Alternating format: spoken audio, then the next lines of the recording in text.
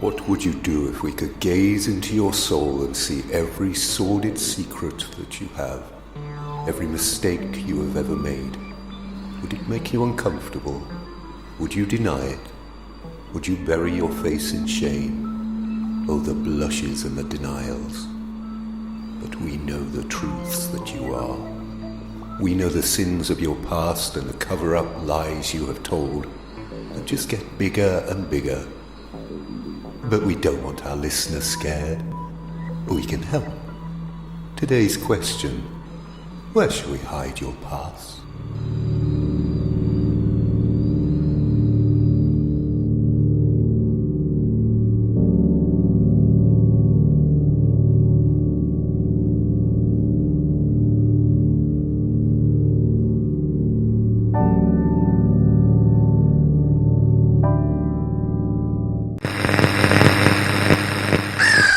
A faint breeze, a whisper blows through the open windows tonight here in Galaxy on this hot, close July night. Many toss and turn in their beds, unable to properly sleep, aware of the whisper in their ears. That whisper is the almost imperceptible hum of the paranoia moths that have flown in through the open window and now talking to you, conjuring up your worst fears. It's the moths that bring the night demons to us, the night terrors of those darkest secrets that we all thought we'd put behind us, to hide away or to cast over the bridge railing into the water darkness below, to be lost forever. But when we all awake in a sweat, the paranoia moth's work is done. The demons have come and said, now that the heat wave has come, the river is running low, they will find the bodies sooner or later, you will have to go back. I wonder if Class 3C will make an official complaint about that incident in the stationery cupboard. What will they say if they find out about them? How can I go to work if they found out about the E17 dalliance of my youth? But all is not lost, friend. You eventually fall back to sleep and awake to streams of sunlight spilling through the curtains on a cool summer morning. The day is bright and fresh, and the demons now seem a distant memory, long lost in the heat of the night. Last night. But the heat wave is here. The river is running low. A police van is parked on the river bridge on this breaking dawn, with its blue lights reflecting on the shallowing water below. Chassis! What have you found down there? No more of your spooky supernatural strangeness, I hope. Sergeant Chassis? My name's Chass, sir. Fair enough, Sergeant Chasseur. When did you change that then? No, sir. It's always been Chass, sir. Well, who the hell is Chassis then, Chasseur? He's on leave. There's some really strange stuff dumped down here, Chief. Weighted down bodies, boxes of incriminating evidence, well, secrets. I think we've got them all banged to rights this time, sir. Very good, Chasseur, very good. Let's get this stuff into the van. Thank you, Eustace. Welcome back, dearest listeners. You come back to me like a bloated body floating on the cracked riverbed, like a rancorous, rotten fruit from your past that you can't get rid of, can't abide the stench of, and more importantly, can't deny. Well, not now. Remember that dream last night? And now the weather. It's still hot. That's the end of the weather. I hate the weather. It's boring. I wish something would happen to liven it up a bit. Perhaps this will help, dearest lovely listener. I've had another email from my ever-faithful resident film buff, Mr. Spartacus. It's a fairly well-known fact that Vin Diesel and Michael Caine have made a film together. But it's not the recently released The Last Witch Hunter that has got the film buffs chattering, although that Diesel maintains publicly that he is a huge Caine fan. It was an incident reported that happened dans le trailer after filming that has raised our celluloid eyebrows. Diesel, unprofessionally, brought up the elephant in the room that is Jaws 4 The Revenge. He asked Caine, or Mike C as we like to call him, why he had made such a terrible film. Mike C simply took a sip of his G&T and said, "They pay me. You know it was only after I won that Oscar that I actually started getting scripts that didn't have other actors' coffee cup stains on them. What a pro." If you've received any recent correspondence regarding the recent Vin Diesel film from a man called Spartacus, he is just a Mike C. nut. I'm the real Spartacus and I'm close to the edge. I'm trying not to lose my head. Mike C didn't respond to Diesel in that way at all. He said that, I wish they would have remade my bad ones. It's my curse, Mr. Diesel. Now, tell me, have you ever done anything that you would like to bury in the river? No? What about your 80s breakdancing teaching video, Mr. Diesel? Or should I call you Mr. Mark Vincent in your tracksuit there? Mr. Vincent, body moving? Really? Walking like an Egyptian in a tracksuit? Go and get me another gin and tonic, and let's have no more talk about Jaws 4. What a gem. Community banality slot. Now let's go over to our community slot, the not very cogent opinion wall, and see what secrets we can uncover from you crazy galoots out there. This comes from Mr. Goodfellow from the Blood Space Estate. I used to work for the Los Angeles Paramedic Service. We were on duty on the night that Michael Jackson was taken ill. We hit the twos and blues and were en route when we had another call advising us that he'd stopped breathing. I asked my colleague, what do you think we should try first when we get there? He thought for a second and replied, how about the roller coaster? All this from Mr. Twig on the Scarecrow Estate. For sale. I've got a 1975 Cadillac that was once owned by Stevie Wonder. It's got half a mile on the clock and only slight showroom damage. Offers, please. All this from Miss Last Witch from Diesel Wood. Bob Hope has been implicated in the jailbreak of disgraced 90s girl band Eternal. Although I've only seen grainy CCTV footage, you seem to be able to see the band members being shot by prison officers during the escape. I can't tell for sure. Still, hope springs eternal. Crime news. Welcome back. Now let's go over to the police HQ where Chief Anderson is giving a press conference regarding some very concerning discoveries in the river last night. I hope it's not some paranoid fantasy by his eager new sergeant about cracking a famous case again. Do you remember when he told us he had a lead on the Ripper and it turned out to be that fox in the bins again? Right, is this thing on? 1, 2, 1, 2. Damn. I wanted to update you all about some very worrying things that we found in the river last night. As you well know, the water level has been falling fast due to the unusually hot weather recently, and it seems that there are a lot of people here with things to hide. I must admit it makes a change to have your undivided attention without all the heckling. You do know it does nothing for me also, you know. It's all in the line of duty, I suppose. Anywho, we have found a body in the river that had been put there deliberately. After some initial analysis, judging by the moustache and dignified bearing, we've ID'd the body. It's Lord Lucan. How can you be sure, Chief? Is the stiffness that gives away the Etonian breeding? Well, that and his wallet. But that's not all. There are several other bodies that we have ascertained were Victorian sailors. How can you be sure of that, Chief? Their old-fashioned teeth or kiss-me-quick hats? No, they were all wearing the insignia of the Mare Celeste that was found adrift near the Azores in 1872.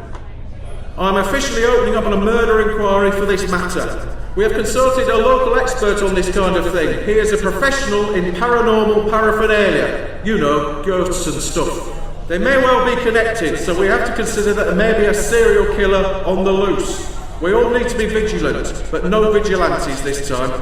We do know who you are, you know. Connected, Chief? How can they be connected? There's a worrying gap of 102 years between the killings. If indeed the sailors simply didn't just get washed up here. They are connected because they were found here, under the bridge in the water. But we also found a lot more besides. The other stuff was underneath the bodies, so it's placed there before. As I said, it seems that everyone here has a secret to hide. A guilty past. Doesn't surprise me with you lot at all. We found a lot of stuff dumped in the river that you lot would like to have buried forever. We found a case containing 70s teenage porn, with a large collection of girls' panties and what we think is a didgeridoo. Although we suspect this was the missing evidence from the original Rolf Harris trial, the one that got chucked out due to lack of evidence. We also found a casket containing a considerable amount of cash, some Atomic Kitten albums and a dieting book. But we've already found the owner of this one. She was more interested in the recovery of the lost Iceland advertising deal, mind. There's no pleasing some people.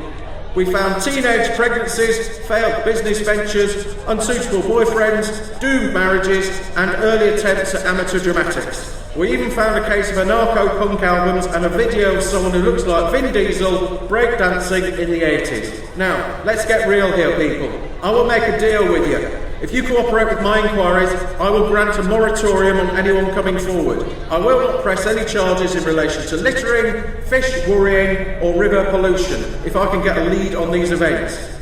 But we found more. It seems like there is a lot of closet E17 fans here in Gallatry. We found hundreds of boxes with E17 stuff dumped in the river.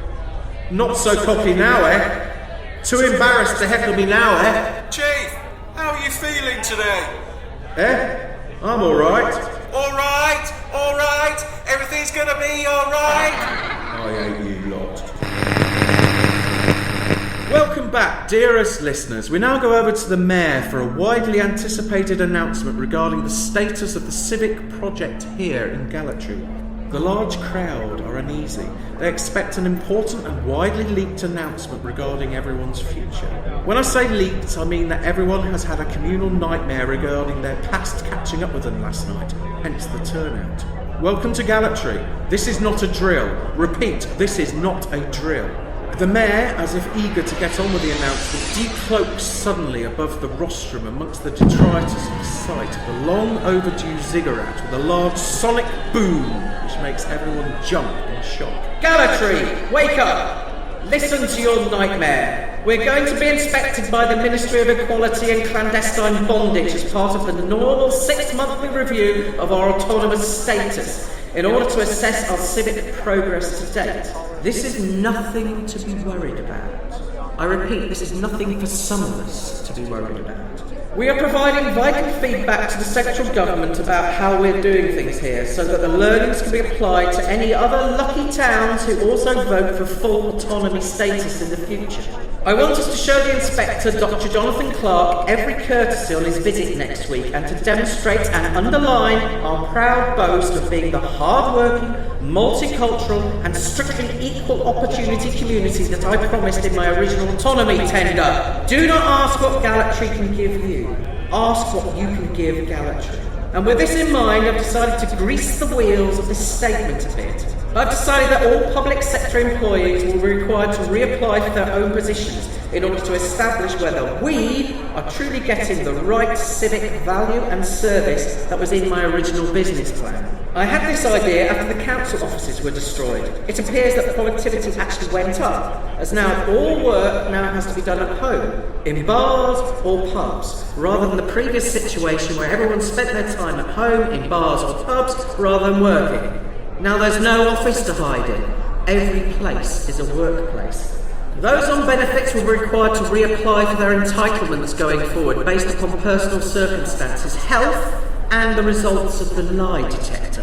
No one can deny that we all have a role to play here in Gallatry, even if it's licking the civic windows clean. No hand left idle, not even the withered and sickly. But there's more. In order to meet my original commitment to equality, all citizens will be required to undergo a similar process. All employers and the self-employed have to reapply for their entitlement to conduct business legitimately and renegotiate their licences and tax liability bandings. I am a cost of doing business here, so love me. All children will have to reapply for their offspring status to their family commission. A strict behaviour and suitability assessment has been devised based upon the well-regarded Victorian German method called the Straw Peter criteria. All citizens will be required to reapply for their community sector status. Any zombie or florist, for example, will have to reapply for their community grouping in order to assess whether they still meet the strict social mobility, socio-economic and cultural beliefs criteria. As we are all required to be equal, we will all need to demonstrate how much from now on. It's only fair. In addition, those who are members of clubs, societies, or even regulars of specific public houses will also have to reapply for these positions in order to assess their current suitability for the roles previously enjoyed. As you will be measured, judged, and reorganised in the spirit of inclusivity, I wanted you all to adjudicate others as you have been yourself. You will be the ref, so to speak. And just for completeness, I would declare a moratorium on any outstanding tax or undeclared crimes or misdemeanours of dead family members, former employees, work colleagues or even acquaintances. Gallatry stretches beyond the grave in impartiality. All citizens will be required to sit before the various review panels, overseen by the head florist, Mr. Bridger, in conjunction with our visitor from the Ministry, Dr. Clark. Mr. Bridger has come on board to provide much-needed jobs for those deemed to be unworthy of their current social and economic status. He has kindly constructed a new mill that manufactures potpourri. But this new venture is more than a workplace. It is also providing much-needed homes to the future employees, work and a house. What more could we ask for? We shall call it the Gallatry Potpourri Workhouse. Progressive, visionary and mandatory. In addition, citizen privileges formerly enjoyed, such as voting, will now have to be earned. There's no such thing as a free lunch. And what of me, I hear you ask? As per the original democratic mandate that we all had the referendum on, the small print clearly states that all democratically elected officers are exempt from such a process that I have just described. We are all in this together, but as I am the only democratic elected member, some are more in it than others. But you adjudicate me every 4 years anyway, so we are actually all in this together. We're all the adjudicated and the adjudicators. We're all responsible for our own outcome through what we give to this town. And we are all responsible for the outcomes of others by assessing how much they give to this town. I call it free market equality, or talent show socialism, if you like. This process will begin immediately with the first lucky denizens receiving their invite letters in alphabetical order. Remember, you voted for this, and now it's time to pay. Thank you. The mare glowed a strobing purple colour, rose to a height of about 20 feet, recloaked, leaving the crowd open-mouthed, looking at each other in disbelief. Thank you, Eustace. Welcome back, everyone. Wow, I didn't see that coming. What leadership. As we're now expecting a large change in the dynamism of our job market, we thought we should start a new community feature which matches applicants to vacant positions in order to allow us all to demonstrate that we're all being as flexible as we can for the Gallatry good. Right, first up, we have a vacancy just in. Grouty, the sandwich board man, has retired after 40 years of service with the End Is Nigh Church of Undue Panic. A spokesperson for the church said that this position needs filling quickly. Sad news, Ernie the human cannonball from over at the Carney was killed last week during a performance. A spokesperson from the circus said, "It's a sad loss. We do need to replace him, although we will struggle to find someone of Ernie's calibre." This just in, the Flight Attendant Association has issued this request for new job applications in light of the Mayor's recent announcement. As we are now compelled to be an equal opportunity employer, we seek applications into the industry from plain dumpy females and heterosexual male candidates. Medieval litter carriers needed for our team. We're hiring now. End of public exploitation missive. I'm down in the relative safety of the vinyl vault with Donna P, seeking advice on my own little piece of free market equality. A brown envelope sits on the mat, laughing at me. Well, it's finally arrived, Donna. I've received this morning from the Free Market Equality Commission, requesting that I go down to the Adult Education College to assess my options before my panel interview with the man from the Ministry, Dr. Jonathan Clark, on Thursday at 10 a.m. I guess I'll be one of the first in front of the panel being called black, although I don't envy Aardvark as he's likely to be first.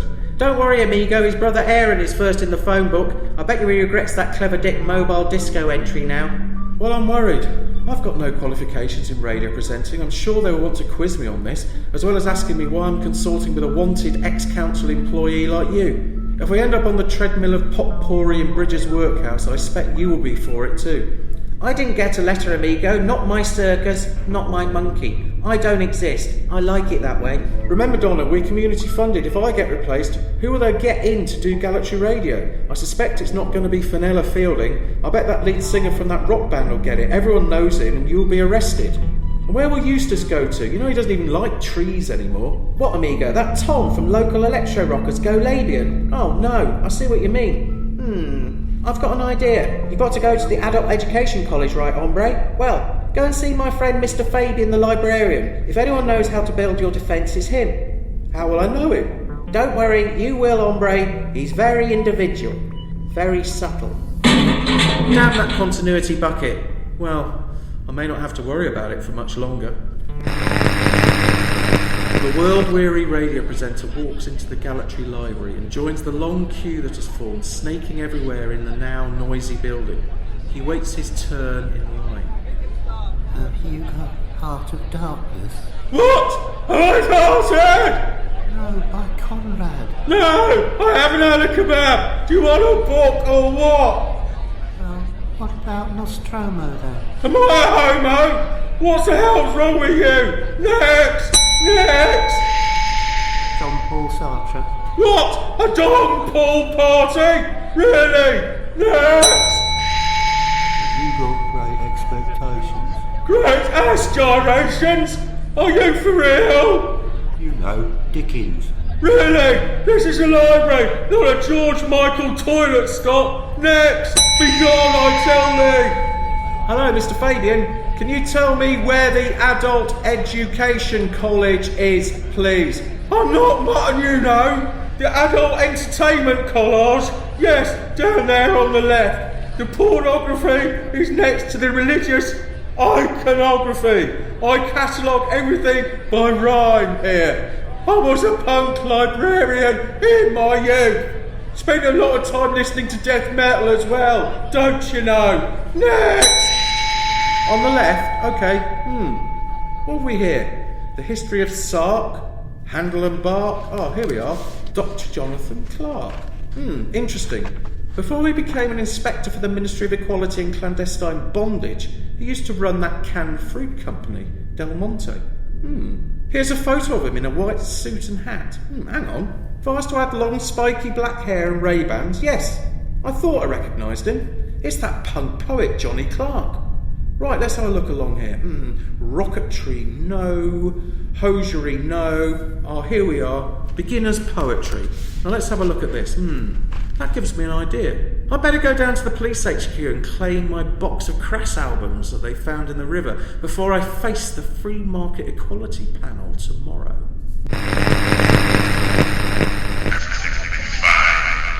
Right, you horrible lot. Form a tidy queue. His nibs is ready to see the burst one now. Right, Aaron Hardbark. Get in here. Mr. Bridger and Clark are waiting for you. Hurry up, will you? Or I'll use the cattle prod. We've got to get through hundreds today. Right, let's be out here. Max Black, you'll be next. Just wait here and be quiet.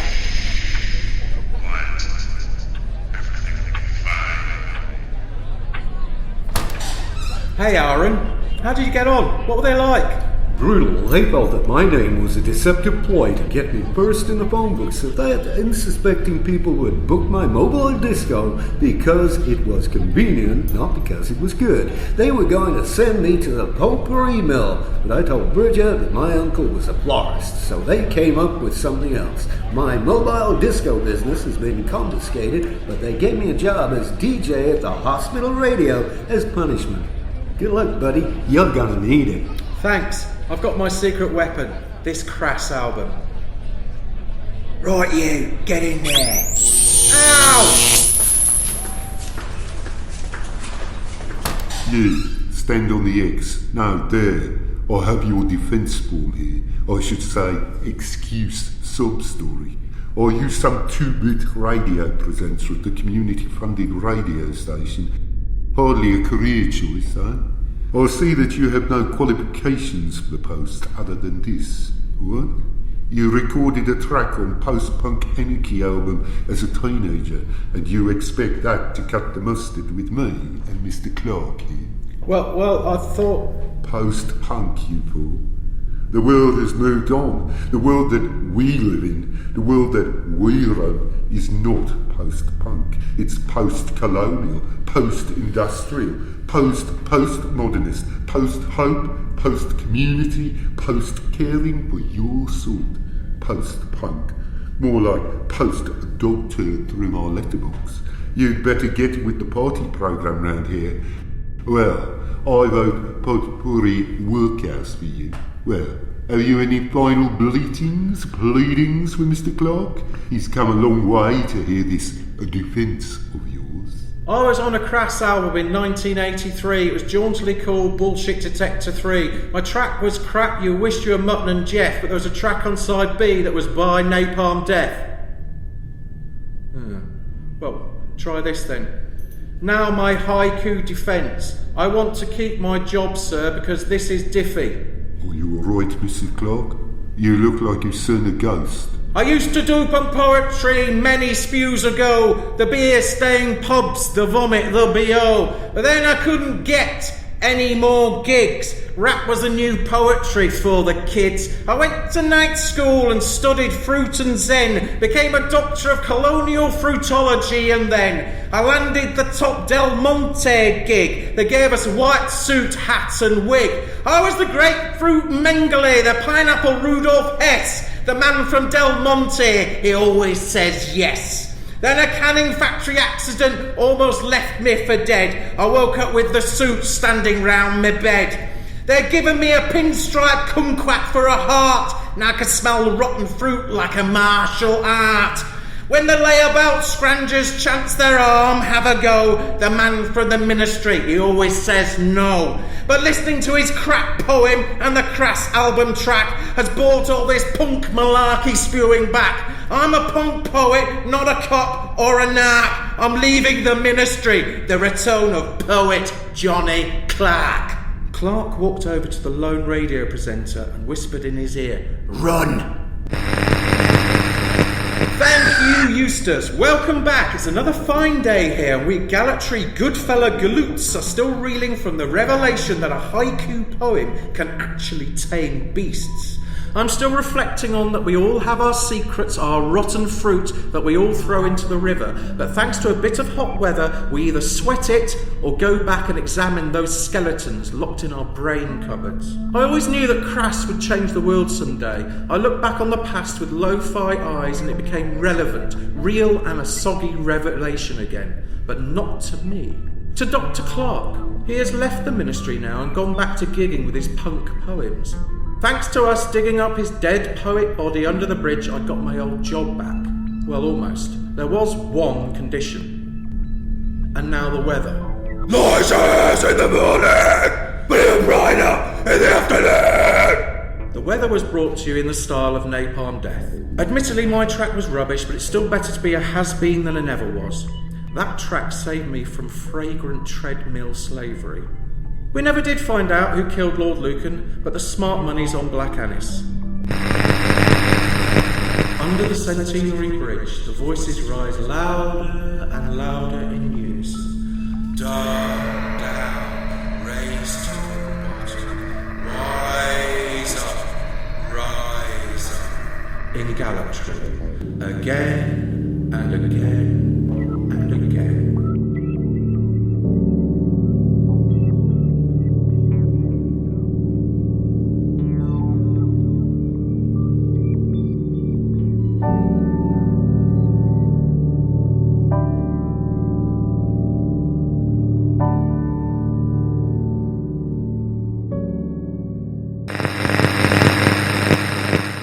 You have been listening to Gallatry, a community-funded local radio station. I'm Adam Aardvark. Max couldn't be around at the end of the show. He often needs to lie down in a darkened room and sort of, well, convalesce.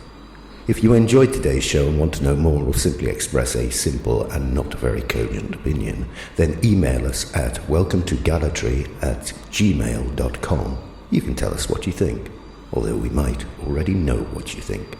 Or failing that, if you genuinely have no idea, we can helpfully provide some new ideas that you can call your very own. Ideas that you can share with your friends and family and become a much more interesting and likeable person, if only to yourself.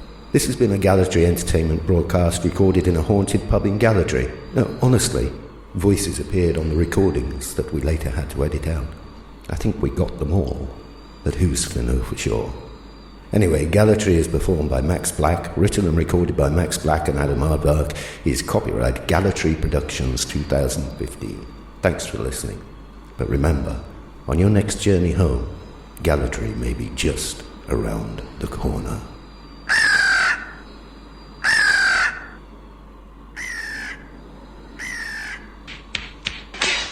with the left leg kick. Kick out the right and cross the left. Remove the left leg and replace further left. Bring your right leg under and your right arm over. Then your left leg under and your right arm over. Kick your left leg and return. Kick your right leg and cross the left leg. Move the left leg and replace it further left. Put your right leg under and bring your left arm over. Then your left arm under and your right arm over.